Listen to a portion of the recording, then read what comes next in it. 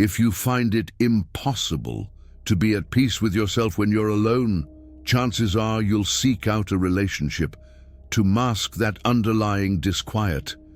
And that disquiet, it's destined to resurface, maybe in a different guise, within the very relationship you thought would solve it. You'll probably end up holding your partner responsible for feelings that originate within yourself. This is arguably Eckhart Tolle's most challenging teaching about relationships. And what you're about to uncover is why embracing the single life, even temporarily, might be the wisest spiritual path you can take. Not forever, of course, but until you truly grasp what genuine love demands of you. Most spiritual gurus won't touch this with a 10-foot pole, and relationship coaches, forget about it. But Tolle is unwavering on this point. If you're running from solitude, you're essentially running from yourself, and no relationship can provide an escape from that. Now, here's the groundbreaking part. Cutting-edge neuroscience from 2024 and 2025. It's now confirming what Tolle has been preaching all along. When you intentionally cultivate solitude, your brain activates something called the default mode network. Think of it as the brain's inner sanctum, responsible for self-reflection, memory consolidation, and mapping out your future. Studies published just this year reveal that voluntary solitude, and let's be clear, that's a far cry from loneliness, actually boosts cortical thickness in those brain regions tied to learning and self-awareness. It also dials down amygdala reactivity. That's the part of your brain that throws the switch on fear and knee-jerk emotional reactions. It supercharges brain connectivity and bumps up those neurotransmitter levels, the ones that keep stress in check. In simple terms, science is now delivering rock-solid proof that cultivating inner peace creates the neurological bedrock for a genuine spiritual awakening. But here's the kicker. Something Tolle understood decades before the science caught up: the ability to be alone. It's not the same thing as being isolated. It's not about becoming a hermit. It's about breaking free from that compulsive need to use other people as a shield, to dodge those feelings you're terrified to confront. Let me show you why this matters. Tolle teaches that what most people mislabel as love is actually just the ego pulling a strategic maneuver to sidestep true surrender. You're pinning your hopes on someone else to hand you something that can only be found by surrendering to the present moment, to the now. You crave for them to make you feel whole, worthy, secure, loved. This explains why relationships often cycle through periods of what feels like love, and then its stark opposite: conflict, resentment, emotional distancing. If love had a flip side, it probably wasn't love to begin with. True love, according to Tolle, it has no opposite.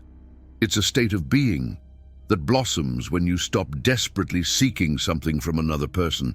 This is where many folks get the wrong end of the stick. Tolle is not advocating for a life devoid of relationships.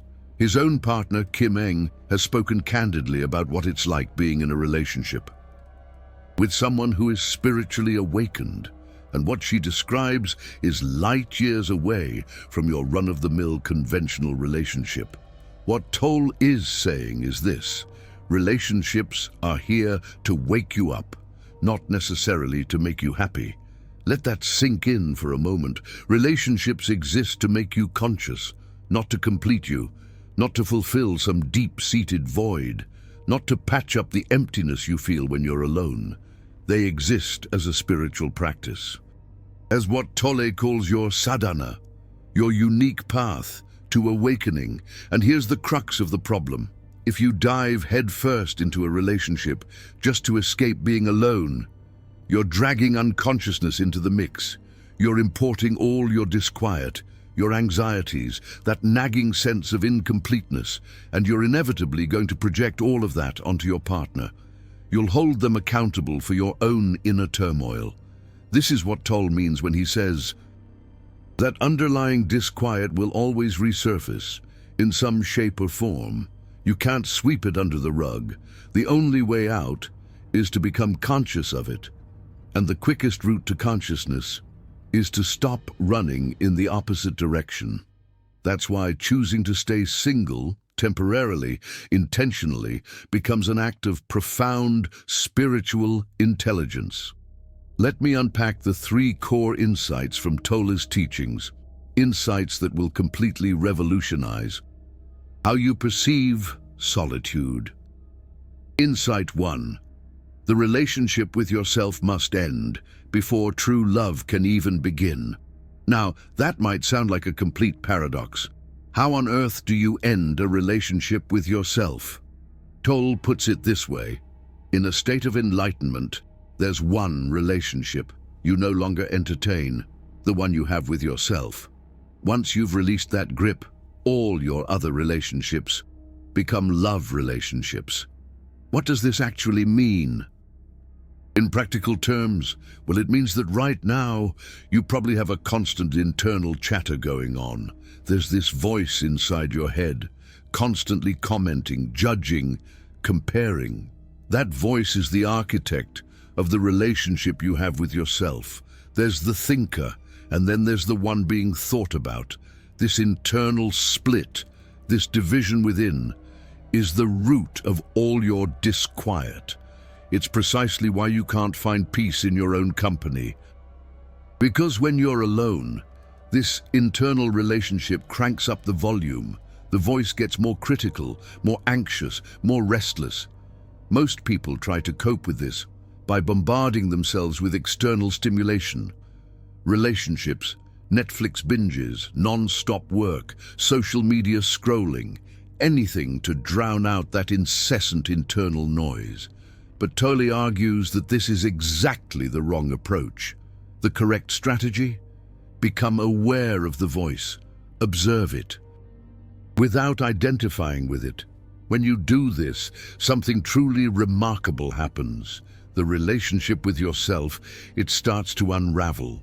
You cease to be fractured between the observer and the observed. What remains is pure presence, untainted consciousness, the simple ability to just be. And here's what neuroscientists stumbled upon in 2024. When meditators reach this state, brain scans reveal a noticeable dip in default mode network activity. During meditation compared to resting, the neural pathways normally associated with self-referential thinking, that constant internal monologue, literally start to quiet down. This is what Tolle describes as surrender. Not surrender to another person's will, surrender to the present moment, surrender of that false self, the one that needs constant validation, completion, security from external sources. When this happens, you can be alone without feeling lonely. You can be still without being restless. You can embrace the silence without needing to fill every gap with noise or another person's presence. Only then are you truly ready for genuine love, because true love doesn't seek, it doesn't need, it doesn't grasp, it simply is. Insight 2. Conventional love is an ego strategy that's doomed to fail. Tolle pulls no punches when he says this. What's commonly peddled as love is often an ego-driven ploy. To evade surrender, think about what plays out in most relationships. In those initial stages, there's this undeniable magnetic pull. You feel more alive, more energized, more complete when you're with that person. They seem flawless, and you appear equally perfect as in their eyes. This is what people describe as falling in love. But Tolle sheds light on what's really going on underneath the surface. The ego is essentially using the other person as a makeshift substitute for salvation, and for a brief period it might actually feel like salvation. That nagging internal disquiet, it fades into the background. You feel momentarily whole, but it's a fleeting illusion. It simply cannot last, because you're still hunting outside yourself for something that can only be unearthed from within. So, the relationship, it moves into its next phase. The person who seemed perfect starts to annoy you. Their habits that once seemed charming now become irritating. They're not giving you what you need anymore. They're not making you feel complete.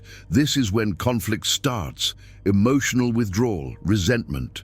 What you called love now swings to its opposite. Arguments, blame, silent treatments. The classic cycle that Eckhart Tolle describes in his teachings on relationships. Why does this happen? Because conventional love, it's not actually love. It's need. It's addiction. It's two false selves trying to use each other to fill an internal void. And the false self is never satisfied. It always wants more. More attention, more validation, more proof that it's special, valued, secure. Research from 2025 on the psychology of attraction confirms this. Studies show that emotional understanding increases attraction.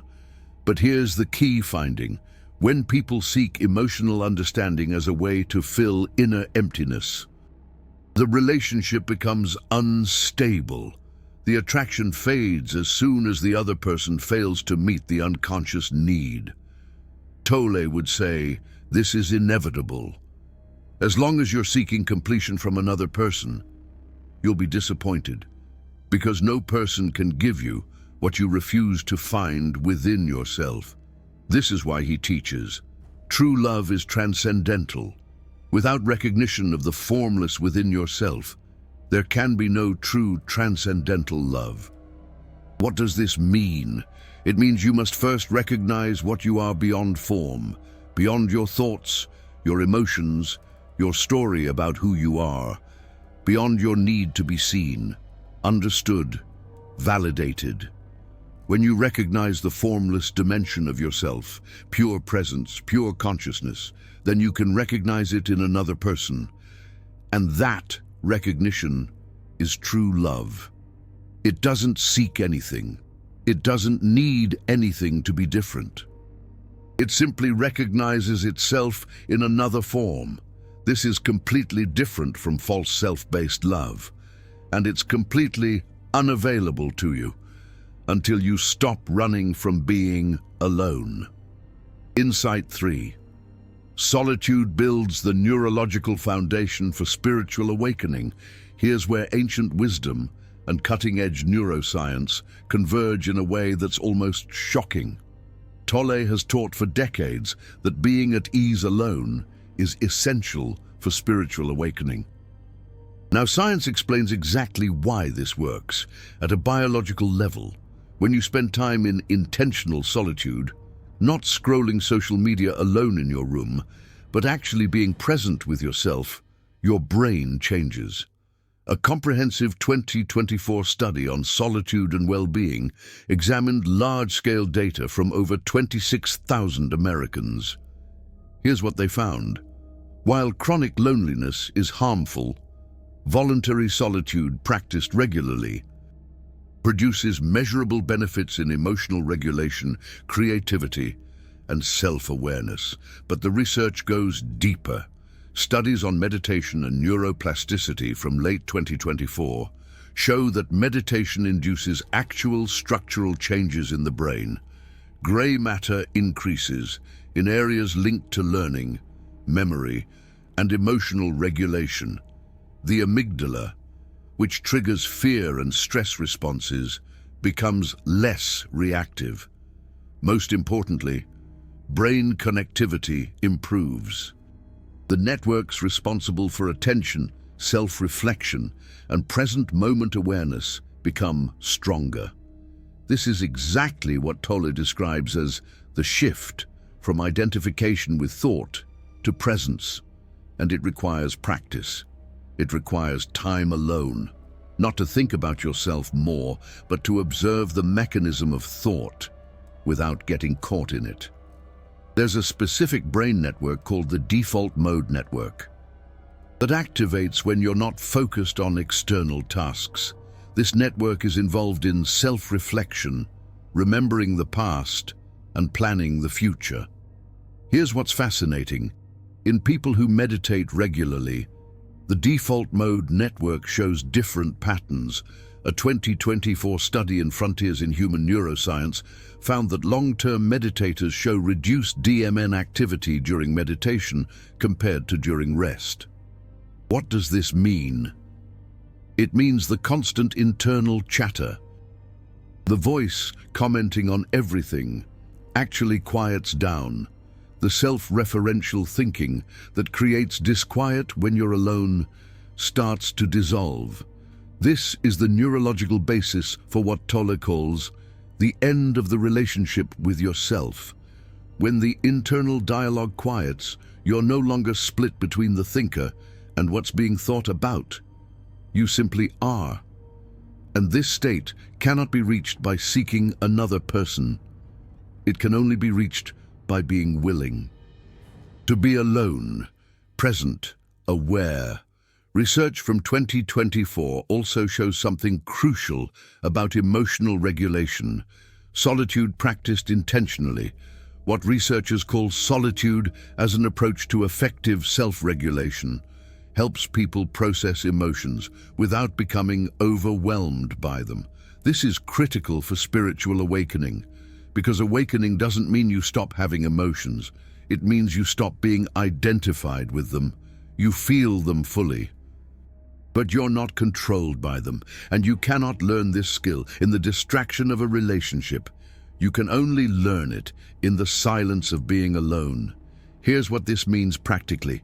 Every time you feel the urge to text someone, call someone, go out with someone, just to avoid feeling the discomfort of being alone, that's an opportunity.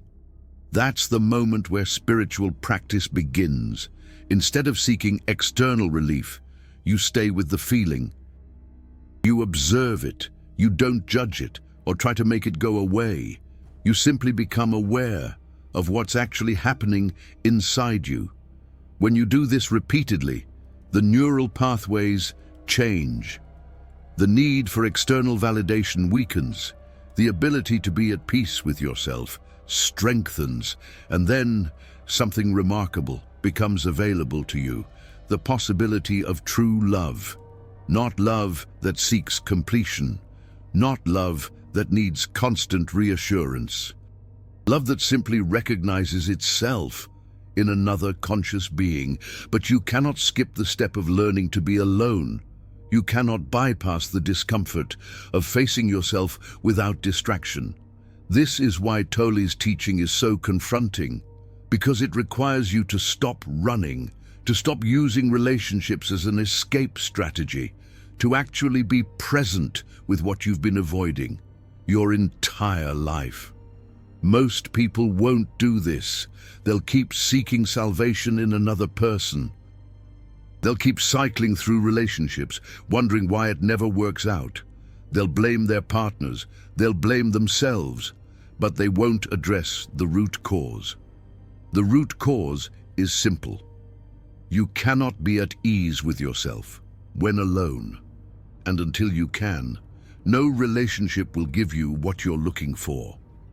So what does this look like in practice? How do you actually develop the ability to be alone without being lonely? Let's dive into a protocol, one that seamlessly blends Eckhart Tolle's teachings with the latest neuroscience research from 2024 and 2025. The protocol: 3 practices for cultivating conscious solitude. Practice 1. The daily stillness commitment. This is absolutely non-negotiable. Every single day, set aside at least 20 minutes for complete stillness. No phone, no music, no reading, no journaling, just sitting, being aware. Here's why that 20 minutes is so crucial.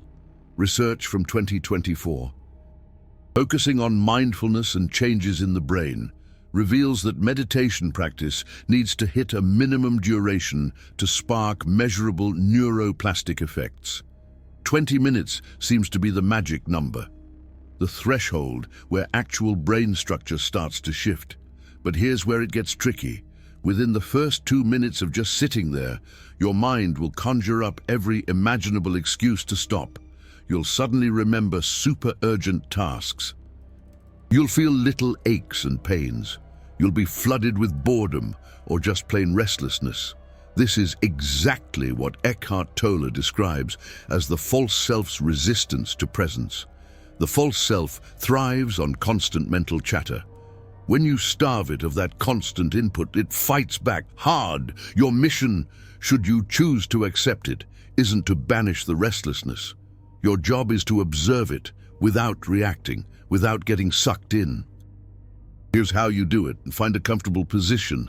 Close your eyes or soften your gaze. Bring your attention to your breath, not trying to control it, just watching it. Thoughts will pop up. That's perfectly normal. This isn't failure.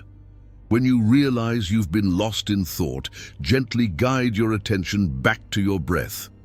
What's happening here at a neurological level is actually quite profound. Every time you catch yourself wandering off and gently nudge yourself back to the present, you're strengthening the neural pathways that govern attention regulation. You're literally rewiring your brain, shifting it away from compulsive thinking and towards conscious awareness. A 2024 meta-review, meticulously analyzing the neurobiological changes sparked by mindfulness, discovered that regular meditation dials down the amygdala's reactivity, thickens the prefrontal cortex, and enhances the connections between brain regions responsible for emotional regulation. In Tolle's words, you're carving out space between the stimulus and your reaction. You're no longer a puppet controlled by every fleeting thought and feeling. And this is what makes conscious solitude possible, because you can sit with discomfort without feeling the desperate need to escape. You can feel lonely without instantly grabbing your phone to text someone. Do this every day. Without exceptions, not because you're striving for some lofty achievement, but because this is how presence becomes your default state, rather than a rare and fleeting occurrence. Practice 2, the Conscious Aloneness Challenge.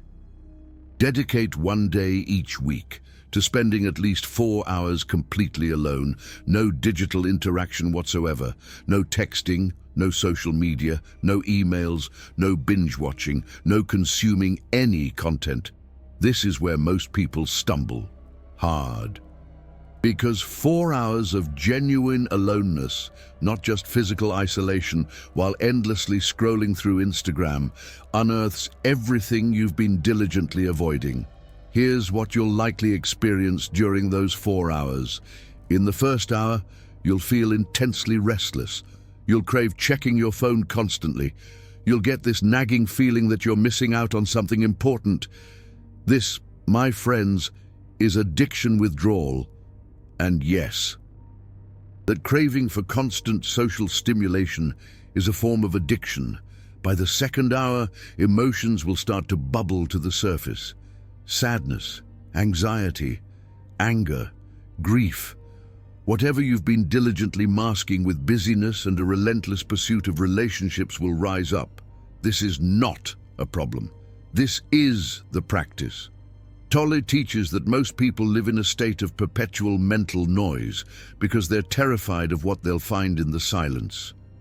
They're running from unprocessed emotions, unexamined beliefs, unacknowledged pain. But here's the truth. The only way out is through. When these emotions arise during your 4 hours alone, don't try to fix them or analyze them. Don't create elaborate stories about why you feel this way. Simply feel them in your body. Where do you feel the sadness? Is it in your chest, your throat? What does it actually feel like as a physical sensation? When you bring awareness to the sensation, without the accompanying story, something profound shifts. The emotion moves through you instead of getting trapped and stagnant, and bit by bit, the fear of feeling it begins to fade. Research from 2024 indicates that solitude, when practiced as effective self-regulation, using your alone time to mindfully process emotions, bolsters emotional resilience. But, and this is a big but, only if you're truly present with those emotions, not just trying to distract yourself from them. By the third and fourth hours, something truly remarkable often unfolds. If you've managed to stay present, instead of fighting the discomfort, you'll start to perceive space, stillness, a vibrant quality of aliveness that isn't tethered to external stimulation. This is what Tolle refers to as the joy of being. It's not the fleeting excitement of a shiny new relationship or the temporary high of social validation. It's more subtle, it's deeper. It's the simple presence of consciousness recognizing itself. And once you've tasted this, the compulsive need for relationships begins to dissolve. Not because you no longer desire connection, but because you're no longer using it as an escape hatch from yourself. Practice 3. The false self-recognition practice. This is the most advanced practice, and it's the one that ultimately determines whether embracing being single leads to genuine spiritual awakening or just becomes another subtle form of avoidance. Here's the drill. Anytime you feel a strong urge to reach out to someone, to send a text, make a call, or make plans, pause for 30 seconds. Ask yourself one question. Am I reaching out from presence or from need? Be ruthlessly honest with yourself. Don't judge the answer. Just observe what's undeniably true. If you're reaching out because you feel empty, anxious, or somehow incomplete without that interaction, that's the false self desperately seeking salvation in another person. Tolle would say that's the precise moment to stay with the feeling, instead of immediately acting on it. If you're reaching out from a place of fullness, because you genuinely want to share presence with someone, not because you need them to fill some gaping void, that's an entirely different energy. Here's a surefire way to tell the difference. Need feels like contraction. It feels urgent. There's an underlying anxiety, a nagging fear that if you don't reach out right now, something terrible will happen. You'll be alone forever. You'll miss your chance. You'll be forgotten. Presence feels like expansion. It's relaxed. There's absolutely no urgency. You could reach out, or you could just as easily not reach out, and you'd be equally at peace either way. This distinction is everything, because relationships that spring from presence are fundamentally different from relationships forged from need. A relationship built on need often morphs into what Tolle calls an addictive relationship. Both people are unconsciously using each other to avoid confronting their own inner landscape. And when one person stops playing their assigned role, the relationship implodes into conflict or dissolves into emotional withdrawal. A relationship built from presence, however, blossoms into what Tolle calls an enlightened relationship. Both individuals are already complete within themselves. They aren't searching for salvation from each other. They are sharing presence, awareness, consciousness. This is exactly what Eckhart Tolle's partner, Kim Eng, describes when she discusses being in a relationship with someone who is spiritually awakened. There's no drama, no power struggles, no emotional manipulation. Just two conscious beings recognizing the formless in each other. But you cannot cultivate this kind of relationship if you haven't first learned to be alone without being lonely. Here's the spiritual practice. When you notice you're about to reach out from need, stop. Sit with the feeling of need. Where do you feel it in your body? What does it actually want? Usually, what you'll discover is that it's not about the other person at all. It's about avoiding a feeling, fear of being unlovable, fear of missing out. That's FOMO, fear of being forgotten. When you stay with the fear instead of seeking relief from it, the fear loses its power. You realize it's just a sensation in the body, a thought pattern in the mind. It's not who you are. And when you realize this, the compulsive need for relationship dissolves. This doesn't mean you never want connection. It means you're no longer controlled by the need for it. And here's what neuroscience has uncovered about this process. Brain imaging studies from 2024 demonstrate that when people consciously practice observing emotions without reacting, the prefrontal cortex, responsible for conscious decision-making, becomes more active. The amygdala, responsible for fear responses, becomes less reactive. In other words, you're literally building the neural circuitry for conscious choice instead of compulsive reaction. This is how staying single transforms into a profound spiritual practice, instead of just relationship avoidance. The 3 traps that turn solitude into spiritual bypass now. Here's what you need to watch out for, because staying single can easily become another false self strategy if you're not careful. Trap 1. Spiritual superiority. This is where you start thinking you're more evolved than people in relationships. You look down on them for being unconscious, needy, trapped in false self patterns. If you find yourself doing this, you've completely missed the point. Eckhart Tolle is clear. The false self loves to identify with spiritual concepts. It will happily create a new identity as spiritually awakened person who doesn't need relationships, and it will use this identity to feel superior to others. This is just another form of unconsciousness. You've replaced one false self story with another. The spiritual practice isn't about becoming superior, it's about becoming present. And the moment you're judging others, you're not present. You're lost in mental commentary. Trap 2. Isolation disguised as solitude. There's a critical difference between conscious solitude and unconscious isolation. Conscious solitude is chosen. You're alone because you're practicing presence, not because you're afraid of people. Unconscious isolation is avoidance. You're alone because human connection feels threatening, overwhelming, or painful. Research from 2024 on solitude and well-being makes this distinction crystal clear. Voluntary solitude practiced regularly improves mental health. Chronic loneliness destroys it. How do you know which one you're practicing? Ask yourself, could I be in a relationship right now if I chose to? Or am I alone because I'm too afraid, too hurt, too defended to let anyone in?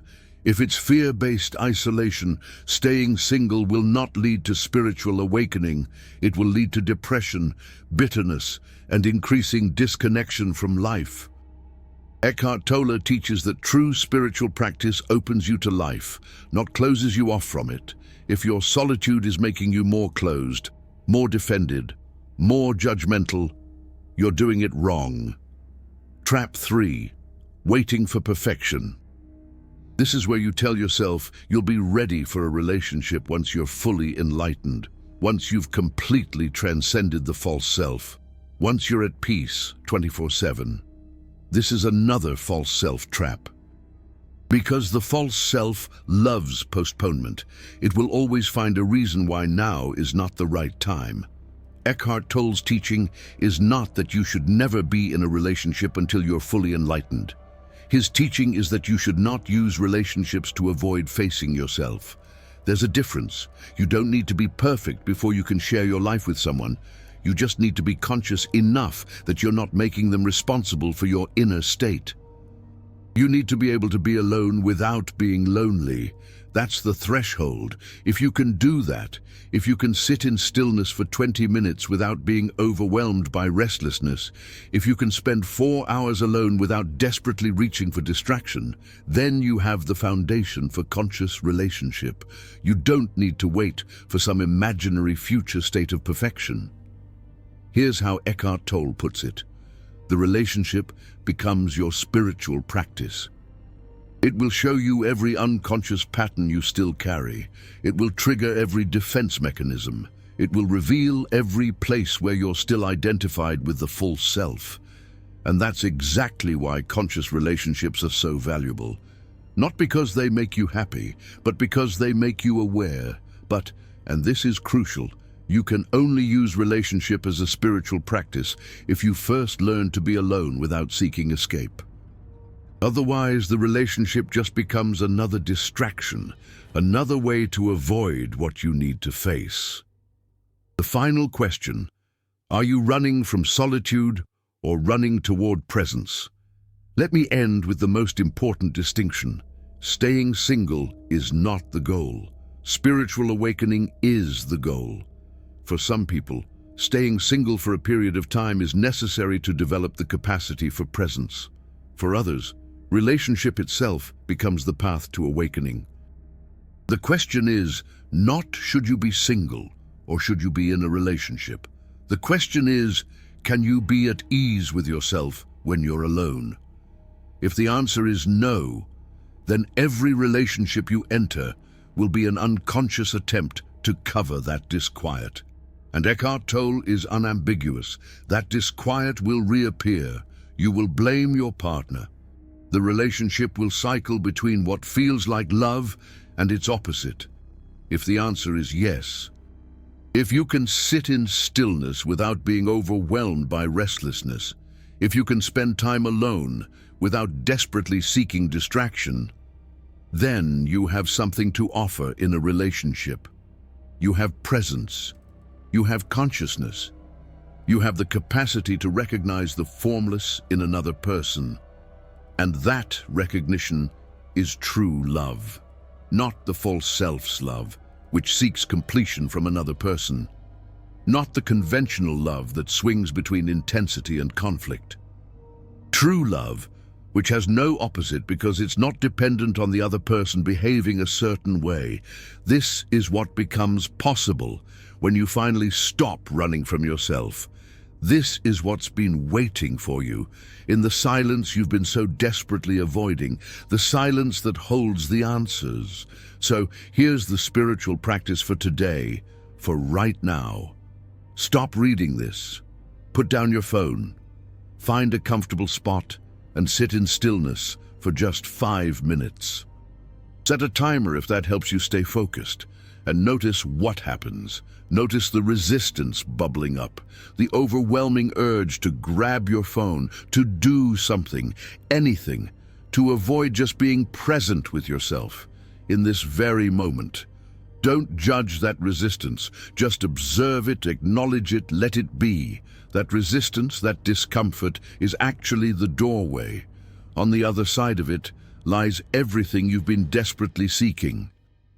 In relationships, in achievements, in the constant distraction of modern life, on the other side of it is the unwavering peace that doesn't depend on external circumstances.